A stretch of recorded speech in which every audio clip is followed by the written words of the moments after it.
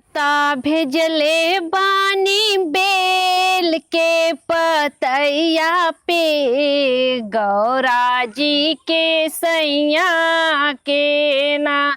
नेवता भेजले बानी बेल के पतैया पे गौरा जी के सैया के ना। एक और लिखली राम राम, एक और लिखली घनश्याम, एक और लिखली राम राम, एक और लिखली घनश्याम। बिचवा में लिख देली अपने देवी मैया के गौरा जी के सैया के ना।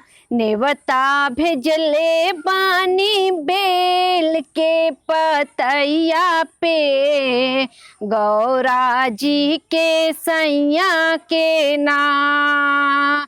काऊ खिलाऊं श्री राम के, काऊ खिलाऊं घनश्याम के, काऊ खिलाऊं राम के, काऊ खिलाऊं घनश्याम के, काऊ खिलाऊं अपने देवी मैया के गौरा जी के सैया के ना।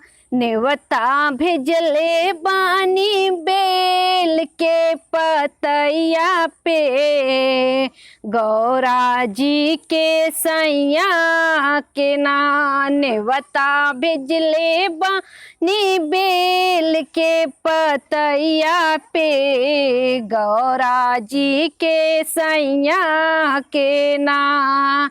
मिश्री मेवा श्री राम, माखन खिलाऊं घनश्याम।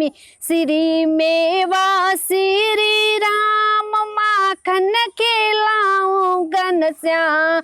हलवा पूड़ी खिलाऊं अपनी देवी मैया के गौरा जी के सैया के ना।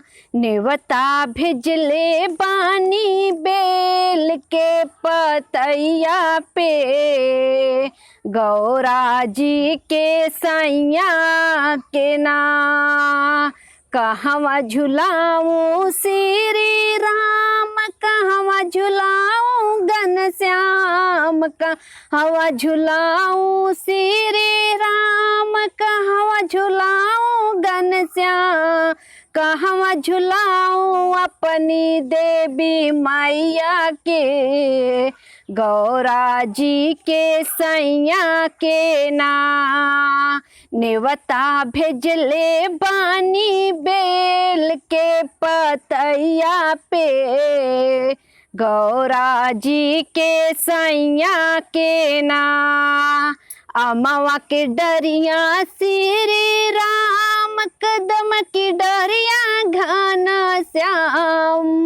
अमवा की डरिया श्री राम, कदम की डरिया घनश्याम।